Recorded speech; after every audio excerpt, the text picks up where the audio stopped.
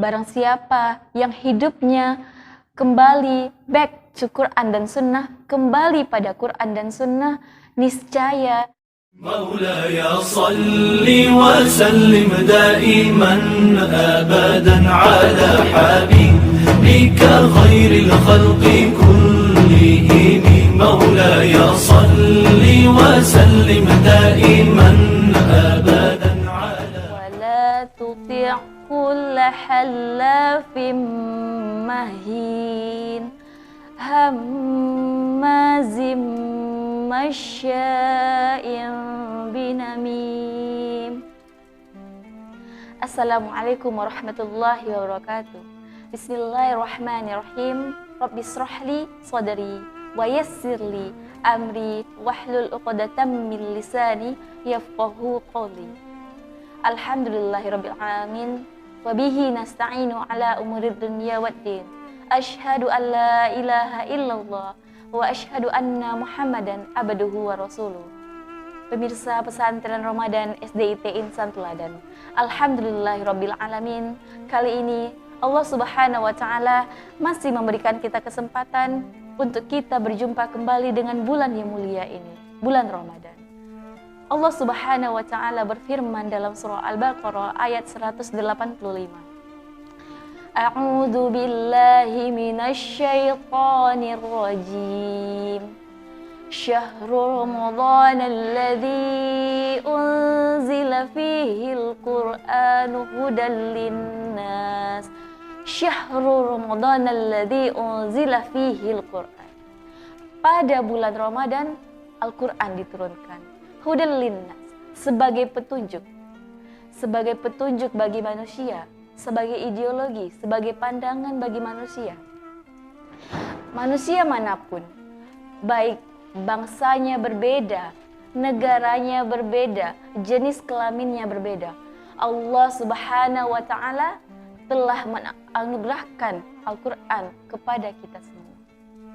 Kemudian dalam tafsir Ibnu Katsir menerangkan bahwa manusia yang menjadikan Al-Qur'an sebagai pedoman hidupnya, yang mampu, yang mau mentadaburinya, yang mau merenunginya, kemudian ia memahami Al-Qur'an itu sebagai suatu kebenaran.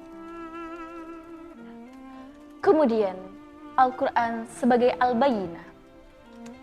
Al-bayyinah yang berarti penjelasan dari petunjuk tersebut, yang mana di dalam Al-Qur'an segala aspek kehidupan telah dirinci di dalamnya, baik itu masalah akidah, ibadah, cara berpakaian, minuman, dan muamalah. Segalanya telah dirinci di dalamnya, sebagaimana yang telah dicontohkan oleh Rasulullah SAW dan para sahabatnya.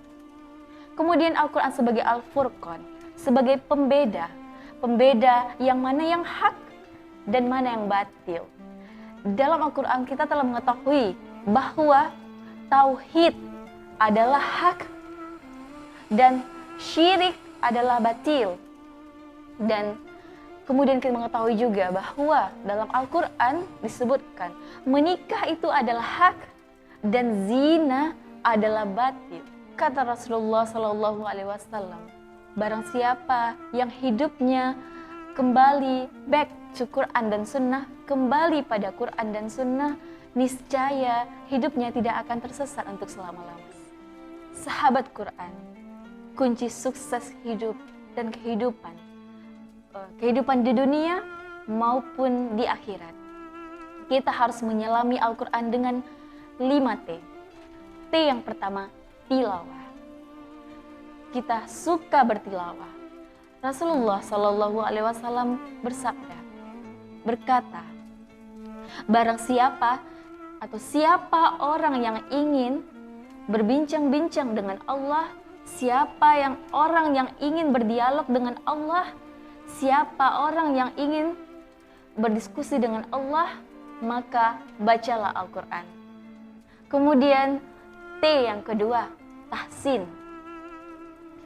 Berapa banyak dari kita yang khatam Al-Quran 3 kali dalam bulan Ramadan namun khatam Al-Quran tanpa mengenal tahsin.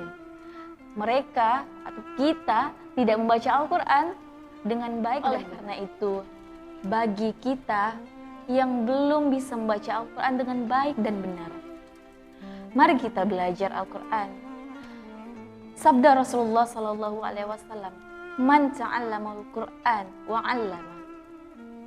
Orang yang paling mulia di antara kalian adalah orang yang belajar Al-Quran dan mengajarkannya. Kemudian kita masuk ke T yang ketiga, tafsir.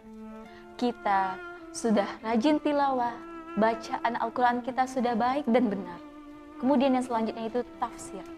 Jadi di sini kita coba untuk memahami makna atau tafsir yang terkandung di dalam Al-Quran, nilai-nilai yang terkandung di dalam Al-Quran. Kemudian kita masuk kepada T yang keempat, terapkan. Jadi setelah kita memahami isi kandungan Al-Quran, apa-apa saja yang ada di dalam Al-Quran tersebut, maka sebaiknya selanjutnya kita terapkan. Kita terapkan dalam kehidupan kita sehari-hari. Kemudian T yang kelima, tabligh, menyampaikan. Jadi setelah kita memahami semua kandungan-kandungan yang ada di dalam Al-Quran, inilah saatnya kita untuk menyampaikannya. Rasulullah SAW bersabda, "Balighu anni walau ayat." Sampaikanlah walau hanya satu ayat. Jadi jangan pernah sungkan untuk menyampaikan kebaikan-kebaikan yang kita dapatkan di dalam Al-Quran kepada saudara kita, kepada teman-teman kita semua, sahabat Quran. Jadi jika kita ingin selamat dunia dan akhirat, maka terapkanlah 5 T. T yang pertama, tilawah. T yang kedua, tahsin. Ketiga, tafsir. T yang keempat, terapkan. Dan T yang kelima, tabligh, menyampaikan. Oleh karena itu teman-teman, jangan pernah lelah kita semua. Jangan pernah sungkan untuk terus membumikan Al-Quran dan mengaplikasikannya dalam kehidupan kita sehari-hari. Semoga kita semua termasuk umat-umatnya, umat Nabi Muhammad yang cinta Al-Quran. Wabillahi taufiq wal hidayah. Assalamualaikum warahmatullahi wabarakatuh.